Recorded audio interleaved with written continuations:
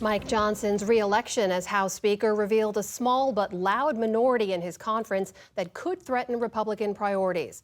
On that and the other political stories shaping the start of the new year, we turn to the analysis of Brooks and Capehart. That is New York Times columnist David Brooks and Jonathan Capehart, associate editor for The Washington Post. Great to see you both. Yeah, see you. Busy day on Capitol Hill. Let's talk about Mike Johnson. David, he manages to hang on to the Speaker's gavel, but not without a fight. Those few members who did choose not to back him before they ultimately did back him on the first ballot. What does all of this say to you about the stability of their majority and his speakership? Yeah, well, first of his speakership, last week I happened to read Susan Page's biography of Nancy Pelosi, because that's the kind of wild New Year's Eve I had. And one of the things Pelosi says to Susan is that being a mom of 5 young children was the best preparation for speaker, because you had to pay attention to 5 childish people with self-interest. And being speaker is kind of like that. And I have to say, he was sort of an accidental speaker. He came in when Kevin McCarthy was deposed after a long, hellish ordeal. Right. And I think he's done way better than I ever expected him to do. He's managed the caucus pretty well. He's managed Trump pretty well, no small feat. He's managed the Democrats okay. He did some bipartisan deals on budget and other things. I think he's been policy more serious than I would have anticipated, supporting aid for Ukraine, his own independent views on this. And so I think people looked at him and thought, not so bad. And so there was a rump rebellion of 3 people for like 45 minutes. But that's tiny compared to what Kevin McCarthy was facing. And so my hope is that they've got a pretty decent speaker, all things considered, and the Republican Party is in less of a nihilistic mood now that Donald Trump is going to be in the White House. They may actually want to govern something. And for that, you need a speaker, you need a coalition. My final Pelosi quote is she would say, strength is in our diversity, but power is in our unity. And that's a good Pelosi line. And if they can get some unity, they will have a little bit of power. Jonathan, how do you look at it? Good luck with that. I mean, I do have to agree with David that Speaker Johnson is way better than I thought he would be a year ago. I thought his move to not gavel out the vote, but to hold it open and twist some arms and win the speakership still on 1 ballot was a very smart move. But this idea that they are serious about governing, I'm not so sure given what we saw last month. Well, just a couple weeks ago when it came to the budget. And they just great job in punting whatever the sports metaphor is, down to March. Punting everything to March. But it's one thing to heed the commands of Donald Trump when he's not president. It's another when he's president and you're trying to govern. And you're trying to govern with a caucus that doesn't want to say, eliminate the debt ceiling, but the president does. Those are going to be some of the frictions that Mike Johnson, they're going to put Mike Johnson's skills to the test with a President Trump in the White House. And David, to that point, you mentioned it's 3 people or so, but 3 people really matter with this very, very slim majority. Most Americans don't care about the speaker battle, right? They care about how this body is going to govern. Right. How do you see them being able to govern when they do have to eventually pass a budget in the months ahead? Yeah, that's going to be tough. The phrase, by the way, is punting to the batter's box. That's what they know. Even I know that's not true. But so, for example, Chip Roy was one of the, he actually voted for the speaker, but he's a rebel leader. And he was on Steve Bannon's show today or sometime this week saying he wants everything they do to be and not add to the deficit. Right. And so if there are going to be tax cuts, they'll do this thing called dynamic scoring where they pretend tax cuts pay for themselves, but you still can't get close to not adding to the deficit when you cut taxes. So will they really insist on that? And Chip Roy was talking about Medicare cuts, like that's like political, not third rail doesn't begin to cover what that is. And so how serious are they about this kind of stuff? They claim they're serious, but there's no way to get from here to there and do any of the things Trump wants to do and not add to the deficit. Jonathan, should Democrats step in to help Republicans get the votes they need to pass some of this legislation? Only if it makes sense. Only if it helps the American people. Only if it's something that they can argue to within the caucus and to the American people that, yes, we're going to help Speaker Johnson, we're going to help the Republicans because this is in the best interest of the country.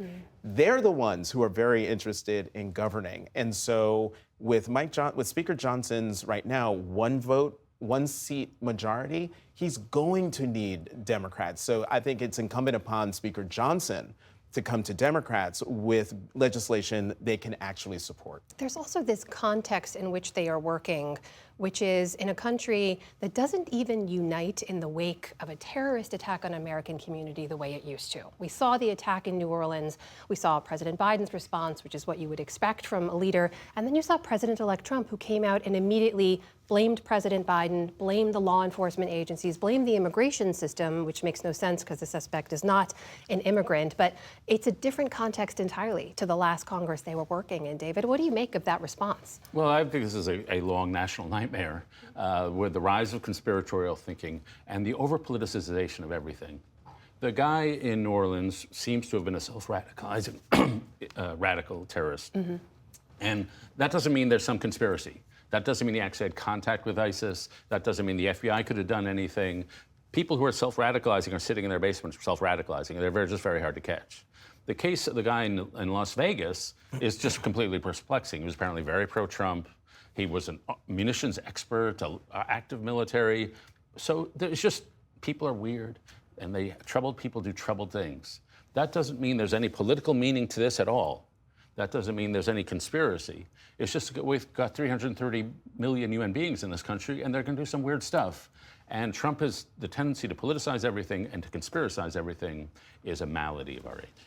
Great. I'm glad you stuck the landing there, because I was going to say we cannot have this conversation without talking about the impact of a former president and incoming president, the same person, who jumps in with no facts, who, because he's the former president, incoming president, people listen to him. And so it's incumbent upon our leaders to be responsible, to not get out ahead of the facts, to bring some calm to a situation that is very scary and very harmful and hurtful to people. We're going to go through 4 more years of this with a president who pops off in the middle of the night, early hours of the morning, with no facts whatsoever. This is how we got here. There's another headline, David, I want to get your take on, which is the news today that President Biden announced that he would block the sale, the $14 billion acquisition of Pittsburgh-based U.S. Steel by Japan's Nippon Steel. Both U.S. Steel and Nippon Steel have blasted that decision. But was this the right move in these final days in office for him? Yeah, I think really no. We need some sort of industry, remnant of a steel industry in this country. Nippon Steel is a powerful acquirer who is going to spend nearly $3 billion reinvesting in plants in the Mon Valley and places in western Pennsylvania and around the country. Japan is one of our firm allies we need to be close with, creating alliances against China.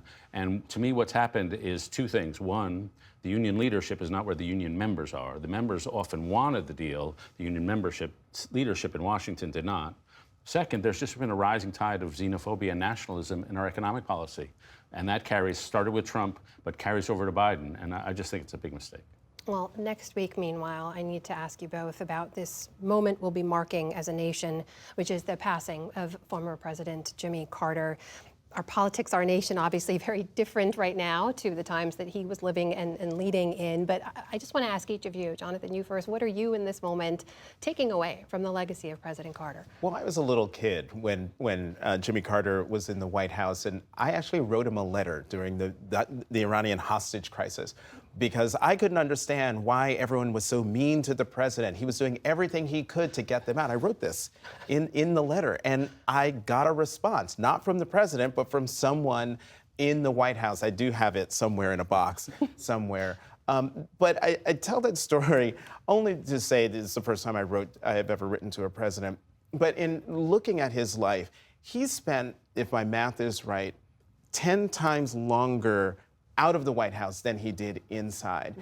And I remember as a kid, I knew people were yelling at him. People didn't like him. People hated him when he was in the White House. And yet, 40 years after the fact, the glow around him, because of all the work he did in the post-presidency, is something to see, where you have Democrats and Republicans praising him for what he did, especially outside of the White House.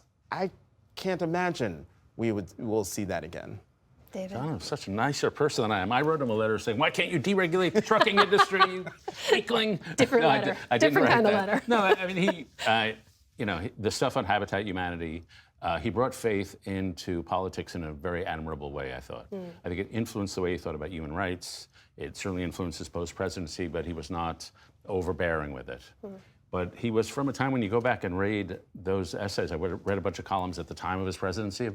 It was just so long ago. It was such a different culture where people were really, it was a much better time. I hate to think of decline, but we have had such a political decline. I also read from a sports columnist that Babe Ruth hit more home runs in Jimmy Carter's lifetime than any active player today. So that's a long time ago when Jimmy Carter was born and living. The sports references leave Jonathan confounded. I know. To the batter's box. We've covered a lot of ground. We'll have much more remembrances next week as well. David Brooks, Jonathan Capehart, thank you so much. Happy New Year.